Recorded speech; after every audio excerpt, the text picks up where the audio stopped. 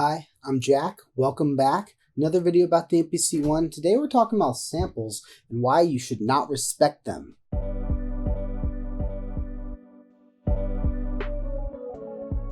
Alright, so all jokes aside, the MPC One is an amazing sampler, but I've noticed a lot of people will find a really neat sample and kind of just play it back, maybe only mess with the pitch. And I think that you can have a lot of interesting components come out of a sample if you kind of disrespect the sample a little bit, and I'll show you what I mean by that. So I've got an example here. This is my sample that I'm messing with. I'll play it real quick. It's kind of nice, floaty sort of thing, as you can see.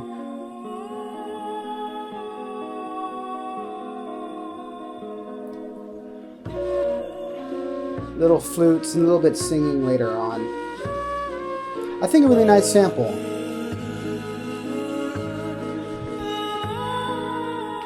So as I said, kind of a nice sample, right? I think you can make a lot of fun stuff with this, but I think it's not enough to just pitch it down. So I'm going to show you what I did here. I'll play you what I made first, and then I'll show you how I got here. So you heard the sample. Here's what I turned it into.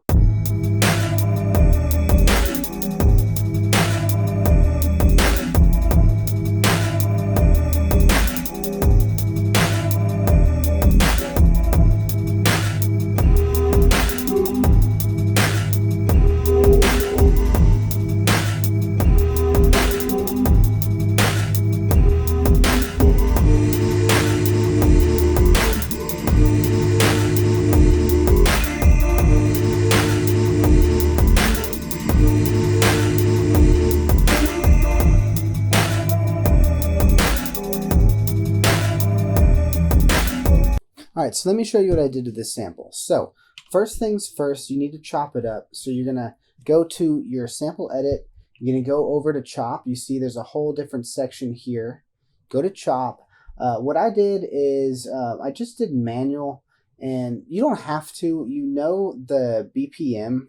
For example, for me, this is 165 BPM. So you can do it based on BPM. I think that's a pretty good way to do it. You can do it manually, but a trick for this, either way, is once you have your chops, right, you don't want pops, and so what you can do is you can hold down shift, you can do 0 snap, and then all you're going to do is hit one of these pads, and then just kind of turn that top, or turn the bottom. So you can see that these are different speeds on how they move the playhead. So really quickly, a little bit slower, a little bit slower, a little bit slower. So what you can do is, if you have that 0 snap on, just kind of twiddle that.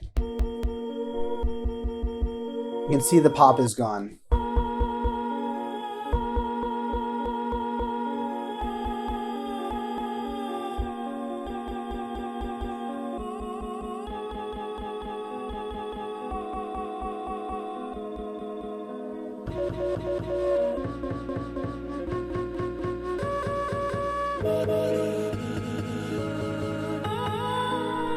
Really quick and easy. I've gotten rid of most of the pops, or like all the pops in this sample. So that's the first thing you want to do. Chop it up the way you like it, get rid of those pops, and then just kind of play around.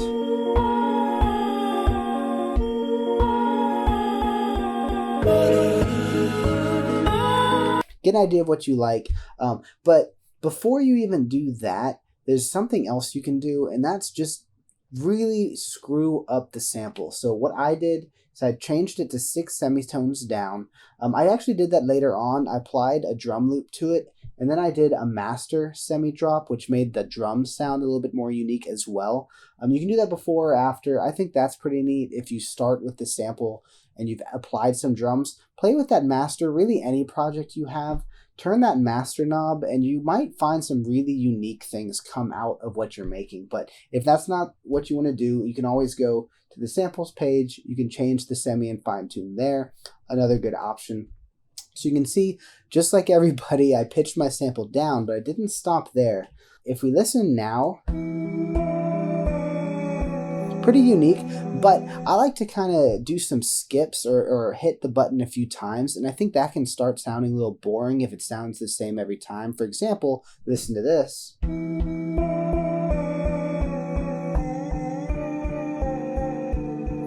It's okay, but what I've done is I've added a reverb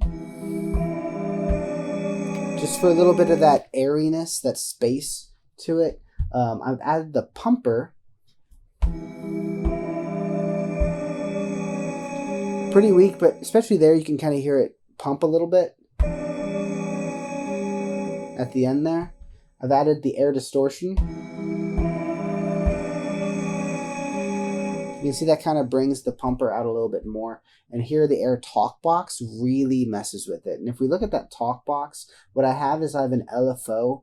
It's set to sync. It's got 100% depth, so that really brings the pumper out, and it actually adds a little bit of interest to it. The broken engine, I think, is pretty neat. It worked well for my purposes here, but listen to what this sounds like now. Alright, so you can see when I play these pads, now it's a much more interesting thing. Now, I didn't stop there.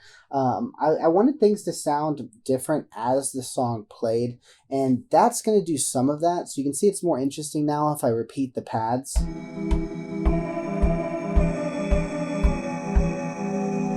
But that's still not enough. So if we go here to my automation, you can see I added automation as well. You can see program 2 depth, I have automation. Program 4 mix, I added some automation, so I added some of those there. So let's look at what those are. So program 2 depth, we have depth to the pumper that I added. So if we play the song, you'll see the depth start to move.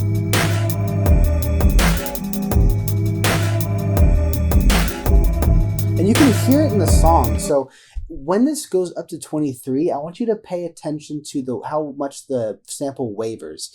And you'll notice that some of those are repeat hits. If I were to mute my drums, we'll be able to hear that a little bit better.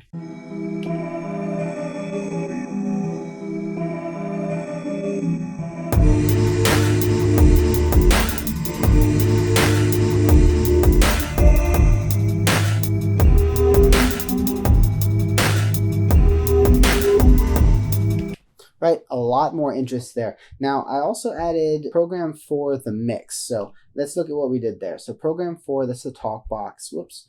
If we go in there and we look at the mix, you'll see that that's going to change a lot too. So that's going to add a little bit more of that vocal quality to the sample that kind of creeps in here and there.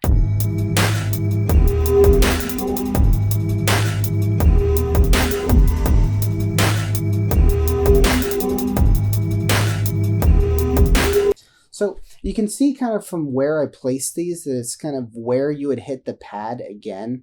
And so that way, if the song is playing, so let's just turn our drums off again, and we'll go to the mix that has no drums, so I can just show you what that ends up sounding like. Oh, let's turn the drums off.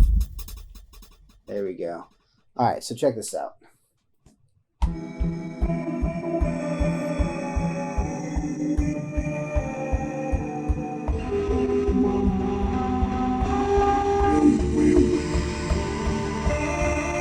You can see that those repeats don't sound as robotic and as obvious as they did before because there's a little bit of something hiding them in the time stream of the song. So I think that's a really unique thing to do to samples, something that the MPC One does very well. So just to recap, have fun with your samples, but don't give them so much respect that you're really just playing someone else's song at a different pitch with some drums over it. You can see that this sample and what you heard just now are dramatically different.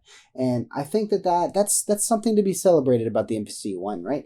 Have more fun, do more to your samples so that you can play them more like an instrument. So you're not playing, once again, somebody else's song chopped up, pitched down with some drums. That can be nice. But if you just take a little bit more time to explore the inserts that you can put onto your samples and explore a little bit more of that automation, you'll find some really amazing things come out. So that's that. Once again, amazing sample machine. Have fun, make some sample-based beats, enjoy your day, and I will see you on the next one. Bye.